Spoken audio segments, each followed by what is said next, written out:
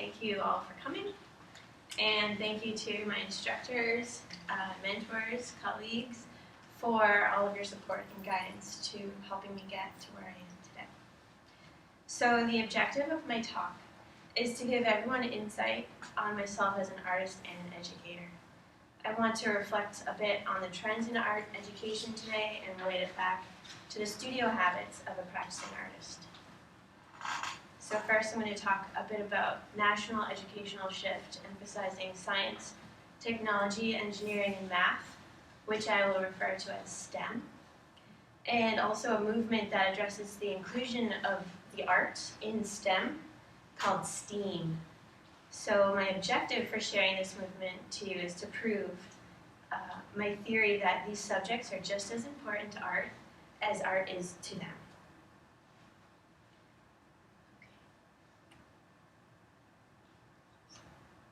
So there are two trends in art education today that I want to focus on. The first is project-based learning.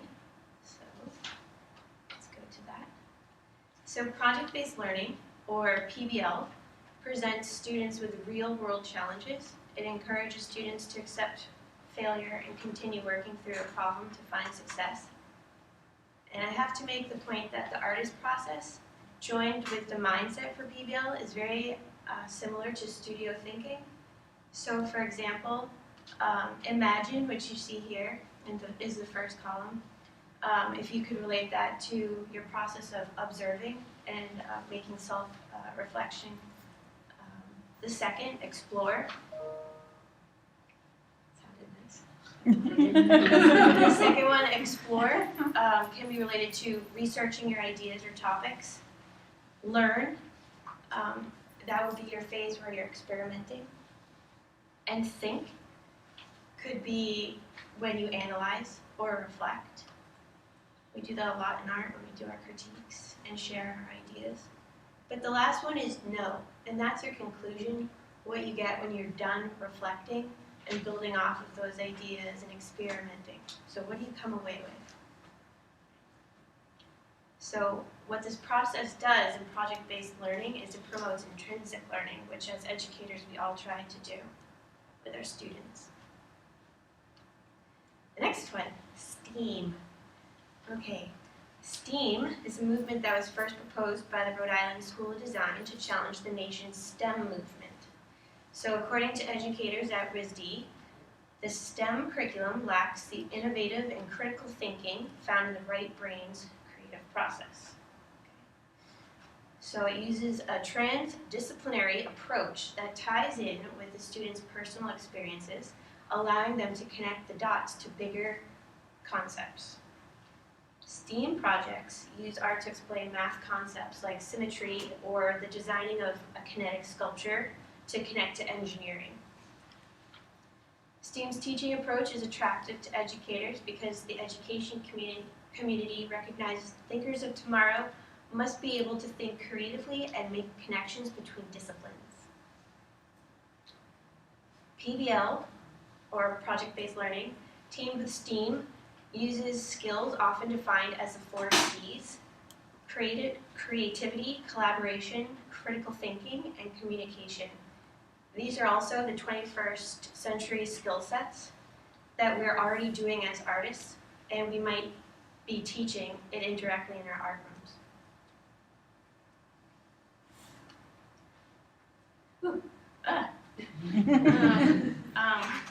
That was unexpected. Okay. So, inspiring creativity starts with you. Reach out of your comfort level to engage the soul and ignite the mind. Ask questions about the world around us to propel personal discovery and inspire great works of art. STEAM and project-based learning are important trends for me to recognize as a teacher because I feel its importance as an artist. I don't know why it does that, I'm sorry.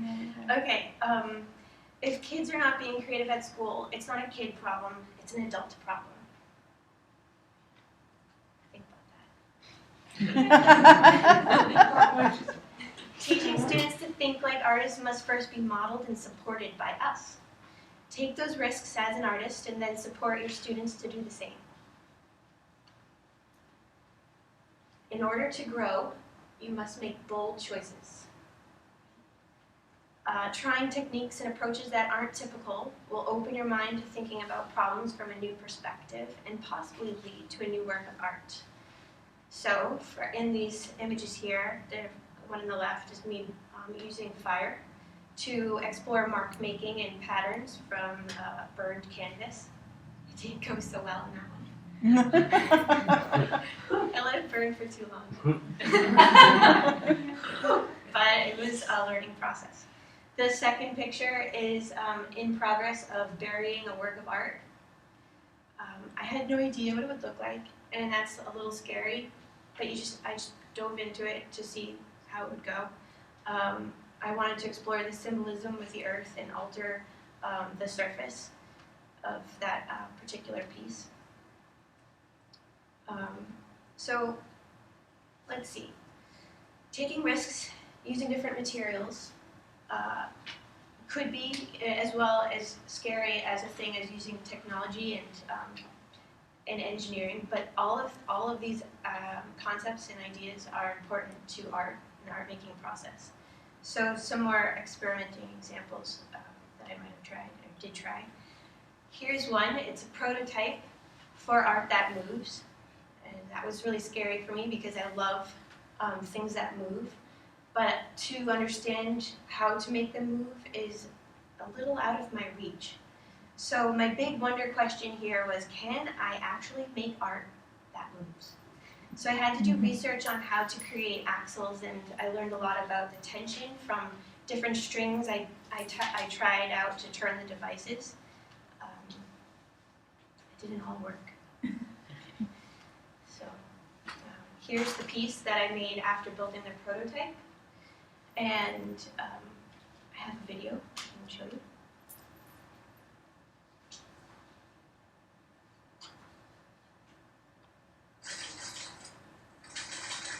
It's actually working on my screen. I'll turn it around and I'll show it. Okay. Oh, that's better. Let me do it again. I don't know if you can. But you get the general idea. The gears are the axles are actually spinning those pieces that are attached onto them. It was cut out shapes from wood. The panel itself, I explored different surfaces using plaster and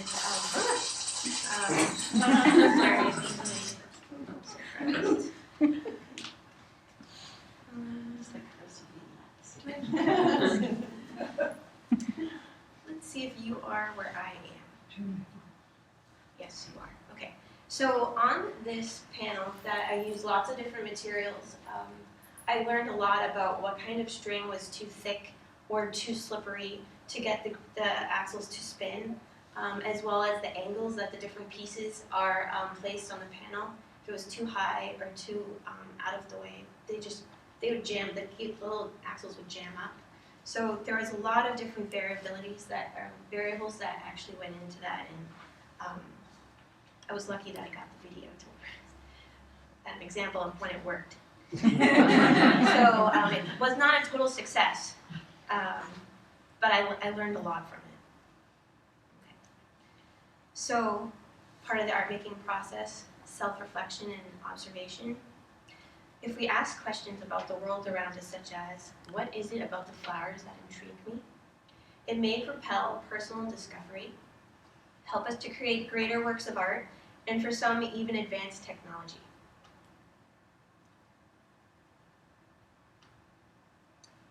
So here, when I look at a flower, this one in particular, it was a photograph that I took of a flower head that was placed in a tray of water, and it was a clear tray on top of a light table. And what I really enjoyed about it are the patterns of the petals and the colorations. And I also noticed the frailty and the short lifespan of a flower's beauty before it wilts.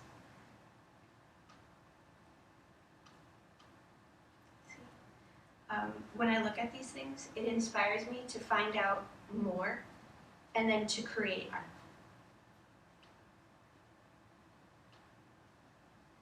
So that propels the research.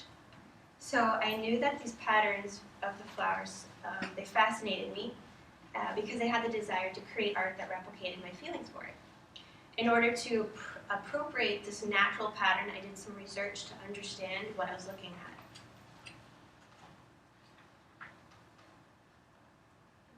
And I learned a bit about the Fibonacci sequence. So it's a sequence built from the sum of two preceding numbers. And the sequence was first credited in a book by Fibonacci around 1200 AD, where he describes the repopulation of rabbits. But it is also understood that humans were observing and describing these patterns in numerical sequence as early as 450 BC. So my art is not only influenced by patterns in nature, but also how I use art to interpret my feelings towards a topic. So when making art, I tie my emotions to the current moment. Depending on what I'm experiencing at that moment, my feelings can lead to self-awareness through reflection. When I'm connecting to my thoughts and feelings and I'm asking questions, it brings me deeper into that material or medium or topic. The image on the left uses semiotic language understood that eating grape nuts makes your waist smaller. But more importantly, I see the stereotypes for life's important issues, or not important issues, that can be passed down from mother to daughter. Oops, sorry. I just gave away with the next one. So, let's see. So I'm going to show you next a work of art that addresses my passion for the Fibonacci sequence and the desire to understand my identity. It uses the imagery from the grape nuts advertisement ad.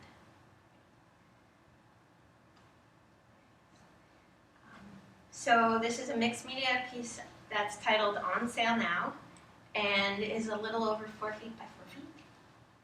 I wanted to create a piece that addressed my confused feelings as a woman, not feeling recognized or therefore accepted by media. I am questions, thoughts that run through my head and feelings are, am I less beautiful if I do not look like the models in magazines? Am I less of a woman if I like to get dirty and play in the woods? What if my waist size isn't that small because I don't like eating grape nuts? Will I be less attractive to men, and should I care? Why do I even have these uncertainties? So without necessarily being conscious of my confused feelings, I had created a work of art that addresses gender stereotypes. I used the Fibonacci sequence to create a sunflower-like spiral, but offset it to symbolize feelings of being unsettled. My color palette stretched from deep browns and reds to connect the female body to the earth. The collaged images uses a vinyl store sign advertising Barbie, sold here, an old dress pattern, and the previously shown advertisement from the Grape Nuts cereal.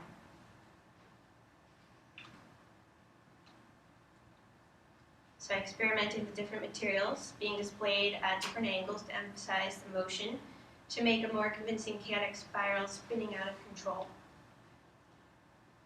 The panel is made out of foam, and that allowed me to carve into it, as well as cut the shape easily. Before I'd been using wood, and it was a little more time-consuming than foam. So my connection to nature is evident by the sunflower repeating pattern of the, sorry about that. I think I can talk about this now. So, let me skip to the next one. No, I'm going to continue on this. All right, so the imagery here, it has ferns, and there's a painted flower that runs across the piece. I'll show you it again in just a second. It connects the panel back to nature, and it was done to emphasize the question, what is women's connection to natural beauty and the outdoors if we are constantly bombarded by gender ideals and norms from family members, advertisements, and social media? Okay, now I'll show it to you. There it is. So when I create art, one of my goals as an artist is to reflect and analyze visual clues and hope that viewers will make your own observations and ask your own questions, analyze my visual layers in order to find a deeper connection of self-awareness by understanding my work.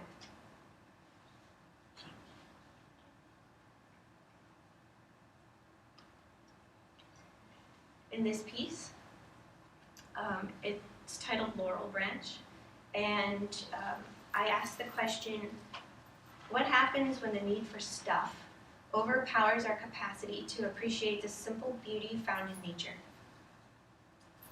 So this laurel branch was hand-selected for its elegant and naked form found in the woods behind my house.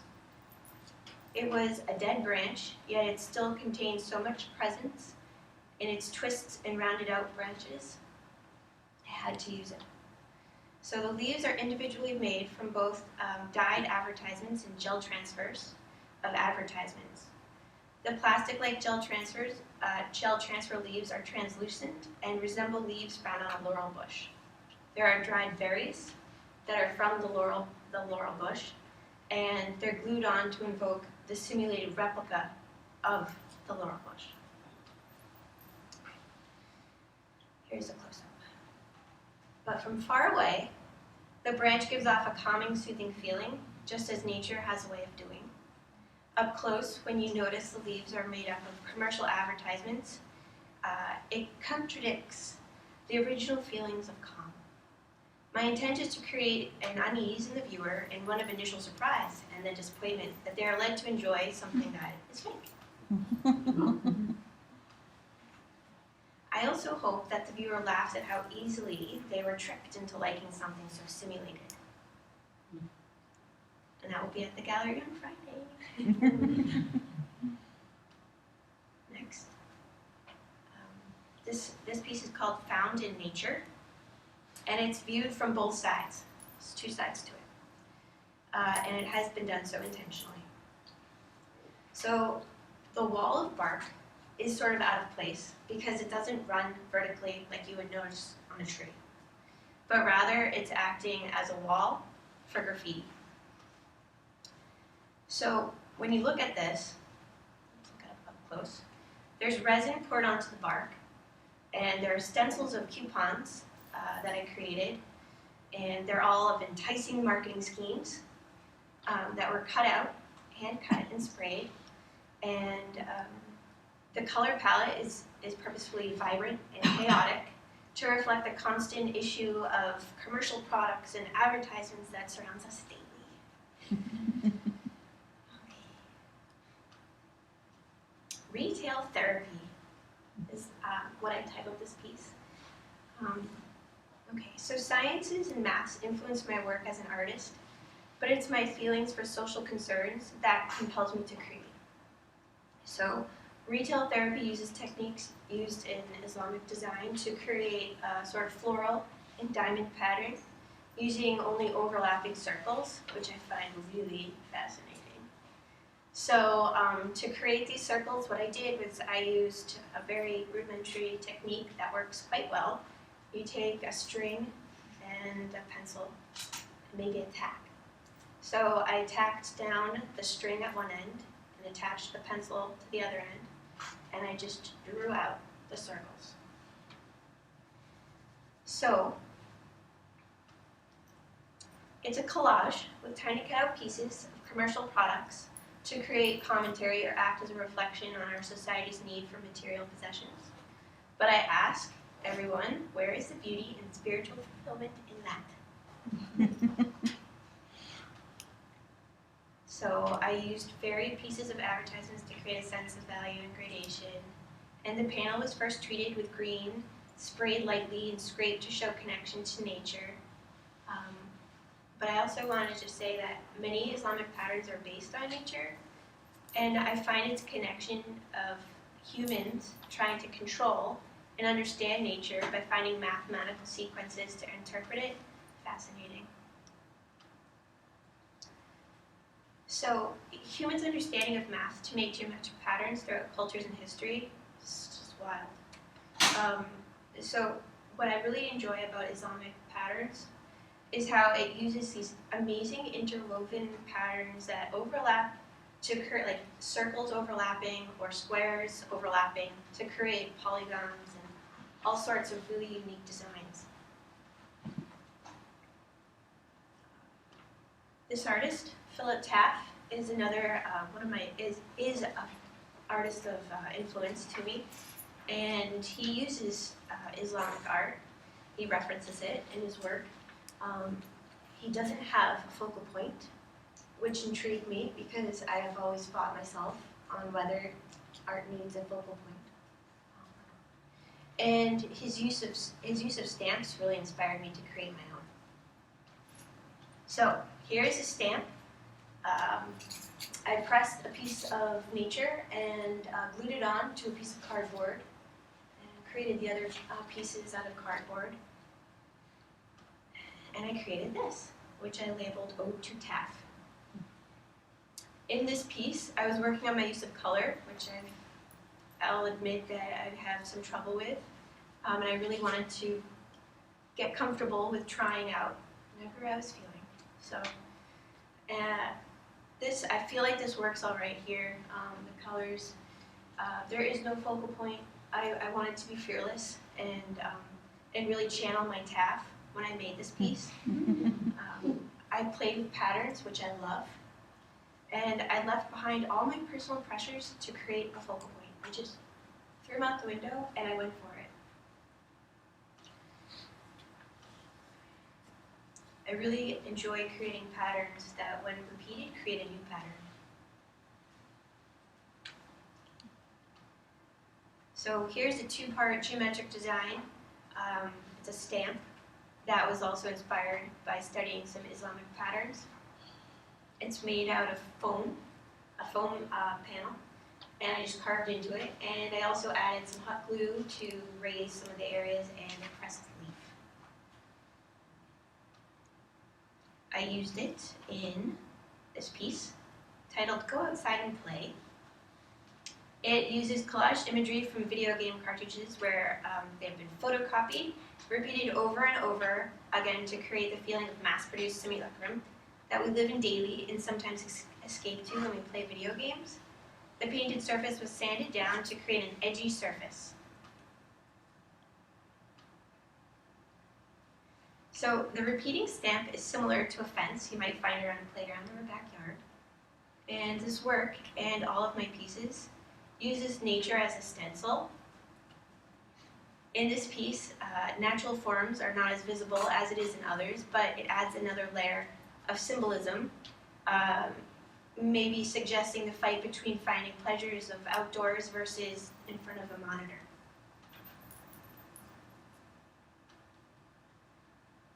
I wanted to show some of the pieces that I use when I'm spraying my work.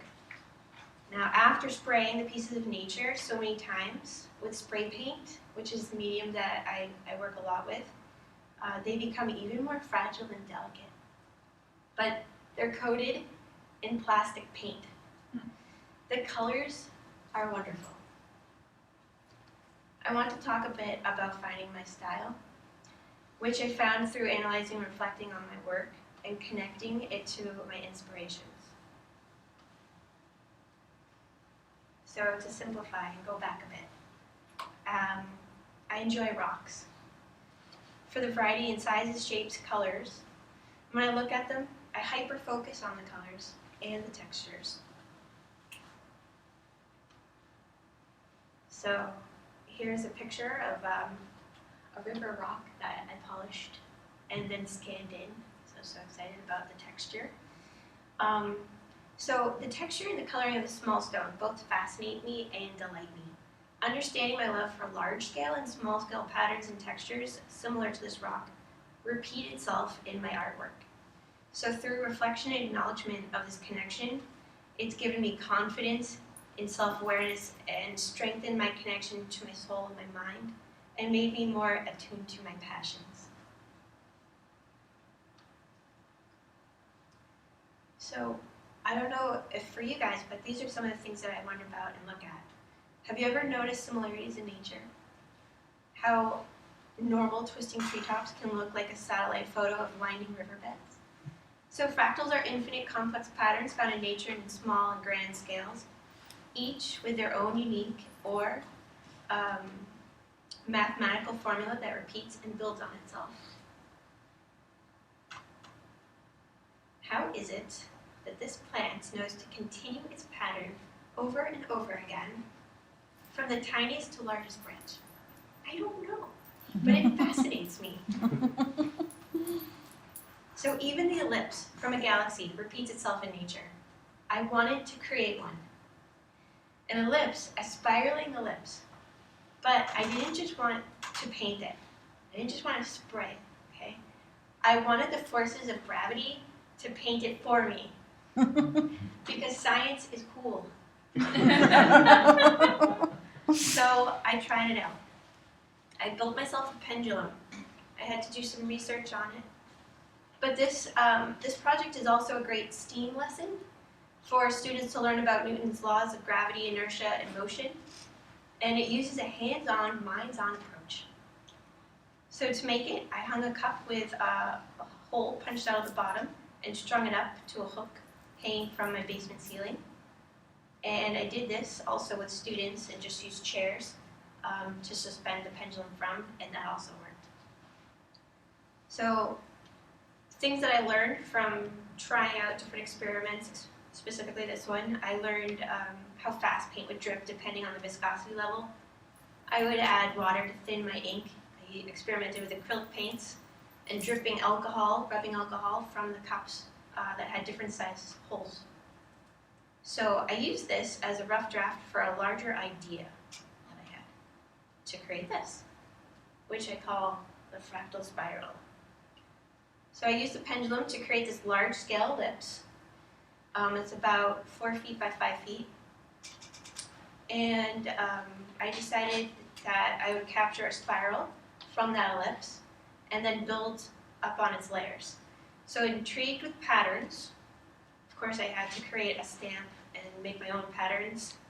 And I also wanted to make a pattern that had a sense of movement. So I chose a triangular tessellation, which has sort of a wagon wheel presence about it. Here's a triangular tessellation example, and that's it on the right. And this is my stamp that I made on the left. So I had to do research and experiment with shapes in order to really understand what a triangular tessellation is. Okay, let me just say this. So tessellations, for those of you who don't know, they're repeating tile mosaics that fit together without any space between the shapes. To create the tessellation tile, it is necessary to understand basic principles of geometry, and it's another example of math's impact on art.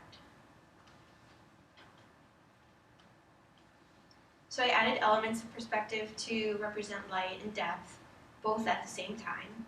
So the idea that a fractal pattern is shooting out from the center of the spiral, but also has light that seems to shoot out of that and adds a layer of curiosity, which fractals and ellipses do naturally.